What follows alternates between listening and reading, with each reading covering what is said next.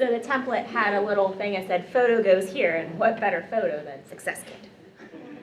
I'm excited to be back here. I came to the first ever NEPA BlogCon, and it was amazing to see people in one area. And I remember my boss saying, you know, this is great, you should go. And I remember our engineer saying, why are you going to a blog conference? This makes absolutely no sense. So in between my time at Cabot, I also do a lot of volunteering. I'm on several boards of organizations, women's networking organizations, Pittsburgh Botanic Garden. So I help with content on social media, websites, blogs, all of that. And the one thing that is in common between the natural gas industry, mommy bloggers, the American Red Cross, and everyone else is content. You all need it. It's important. Your message, your story, getting that out there. And I will put a disclaimer on this. This is not at all in a silo. This should be explored with everything else that's been talked about today. We had the food panel up here talking about the different social media channels they use that they get success from. Content is great. Make sure you know which channels you want to use to push it out and how best to optimize that. So I won't really get into that part, mostly about where you can find content. So again, we all need good content in our lives, and it's for all different platforms, many that aren't listed here. I listed Google+. Does anyone use Google+? All right. Okay, so it's sort of, I felt weird leaving it out, so I included it. Fashion bloggers, photographers, stores, restaurants, it doesn't matter. If you're selling something, if you're selling your brand, if you're selling who you are as an awesome chef, my friend makes the best pierogies ever, but she needs content to talk about what she does and how she does it. So where is your content hiding? And this is true of people who are possibly maybe going to start a blog, those who are just beginning, those who have been doing it for years. I run into this all the time. What am I going to blog about? What's happening? I feel like I've run out of ideas. So there's 3 ways to approach it. Original content, double sharing, and repackaging your content. Maybe. There you go. So when you start out, it's kind of obvious, right? You're having an event. Talk about the event, what it means, what time it is, what it's for. There's a sale happening. Today, only 20% off the original photo prints. Your favorite recipe that your grandmother taught you about how to make smoked sausage. It starts coming to you eventually, and I don't know, do you guys have content calendars? Mine is color coordinated and by day. Is anyone else very it's really bad. So you'll have that, it'll be full, and then one day it hits you that all of a sudden it's getting to the end of September and October's creeping up on you, and what are you talking about? So eventually you just need to stop and start thinking differently. I find this all the time. I had this company come up, they recycle water for all different reasons. Water's used, it has something in it, maybe it's fertilizer, maybe it's for something else. They recycle it back to original condition and they reuse it. And I'm like, well, what would we talk about? I'm sorry, that's the coolest thing ever. You're going through this really scientific process, and if you can make it make sense for people and talk about how many gallons of water you're saving from being disposed of, what your process is, the people who do your work, there's a ton of content just right there in that story. And even though you've been doing it for years and you may not think it's very interesting, you changed your recipe because you ran out of mayo and you used ranch dressing instead, someone's going to care about that. Either that was a really good idea, or please do not use ranch dressing in your cake. Don't ever, ever do that. But someone cares. And I just read a recipe the other day on butternut squash, and it started out, I figured most people already know this, but I didn't. I looked it up on Pinterest, and I wanted to know how to roast butternut squash. People care. It was really good, by the way. So, original content. This is a recent tweet from U.S. Fish and Wildlife, and you figure they have a lot going on, a lot on their plate, and they're managing many things. They took 2 seconds to take a photo of something their field agents know on a daily basis. How do you tell a turkey vulture from a black vulture? And I think the only difference is one has white under his wings and the other is black. I don't think it's a shape thing at all. But this is something their audience cares about. You want to know, as you're walking around a field, what kind of bird is that? I'm curious. Center for Victims. They are based out of Pittsburgh. They're a nonprofit, and they have a blog. And I was talking to them the other week, and their point was, all of a sudden we realized our board members, they matter, how they ended up becoming a board member, how they got involved. Obviously, they have to be very careful about the types of stories they tell for a confidentiality reason, but that doesn't mean that you can't talk about the people doing the good work. If you're a company, your employees have a great story. Tell it. Comtech Industry. This is actually a Cabot location. I didn't realize this until afterwards. But Comtech Industries, they recycle 100% of the water we use. That's a really cool story. They talk about it, managing it, trucking it. There are 3 people that determine where it's going at all times, and they measure it down to the last Gallon, I think. It's impressive, and with that one picture, all of a sudden, they're talking about the pad of the future and what this means. So I was going to include the video, but it was too long. It's My Big Fat Greek Wedding. Have you all seen that? Give me a word, any word, and I'll tell you how its origin is Greek. Well, same thing with the topic. If you want to do this later, you can shout out a topic, and I will come up with 3 different blog posts for you, or later on today.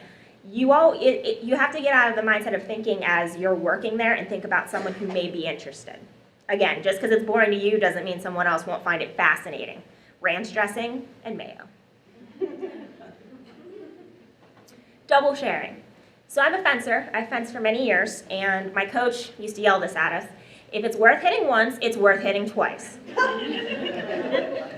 Okay, to the point. But, oh yeah, let it sink in. But it's true, and you can do this on a bunch of different platforms, right? So the In Case You Missed It. I posted a blog post, a podcast last Thursday, and later on in the week I said, in case you missed it. And sure enough, there's an extra 6 retweets and a bunch of extra people listening. Because again, they talked about it on the food panel earlier. Sometimes it depends what time you're on a social media platform and emphasizing what you're posting original content-wise. You know, when's Twitter most active with your followers? Throwback Thursday, Flashback Friday, whatever hashtag makes you happy. 1 year look back. Hospital up in Susquehanna County did one last September they opened. So this year it's a 1 year look back. It's now open to the public. What does that mean? How have we grown? An anniversary, 35 years since whatever happened. Leading up to the next event, this is always exciting. Even if, you know, it's the second one and you can only do 1 look back, what's different this year? What can you look forward to? What's unique? Again, what makes you unique? What makes people want to be interested in it? And then an update. Everyone loves good updates. Share the good news. You have good news, share it. Example, this is from Cabot's blog. We found these in a corner in a West Virginia office that are called The Flame. They are the corporate newsletters from the 1940s, 50s, and 60s from our corporation. There's some crazy stuff in here. And I mean that honestly. Back in the 40s, they were talking about the segregated employee parties. Like, that's how old they were. Yeah, it's crazy.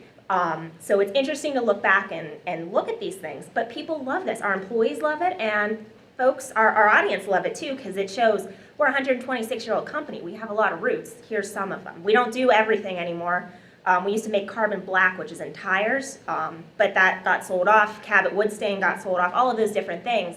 But people like seeing this. They like reading what happened back then. This was also a video. This is the Curiosity Rover. They did a 1 year what went into putting it into action. And my boss pointed out, well, this can't be Mars, because look, there's a person. I'm like, yeah, thanks, George. You're very helpful. This was in Arizona. They explained it in the video. But again, it's content. And even more importantly, you put a lot of time into your original content. You do.